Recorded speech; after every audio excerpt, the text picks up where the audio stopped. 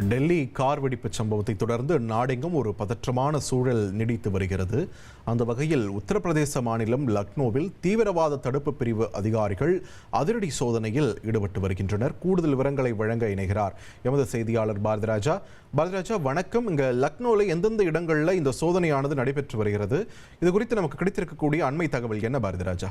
கண்டிப்பாக முதல்ல இந்த சம்பவத்தின் பின்னணி என்ன, தொடர்ச்சி என்ன அப்படின்றத பாத்தீங்கன்னா, நேற்று 7 தீவிரவாத அமைப்புடன் தொடர்புடைய நபர்கள் கைது செய்யப்பட்டதா தகவல் வெளியானது. அது மட்டும் இல்ல, அவங்க கிட்ட இருந்து 2900 கிலோ வெடிபொருட்கள் பறிமுதல் செய்யப்பட்டது அல்வா.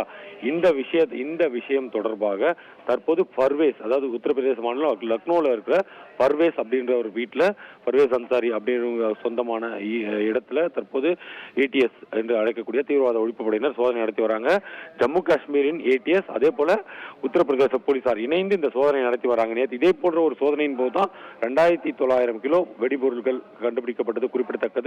இது ரொம்ப முக்கியமான விஷயமாகவும் நம்ம பார்க்க வேண்டியிருக்கு. ஏனென்றால் டெல்லி வெடிப்புக்கு பிறகு இந்த இடத்துல சோதனையானது நடத்தப்படுவது ஒரு முக்கியத்துவம் வாய்ந்ததாக பார்க்கப்படுகிறது.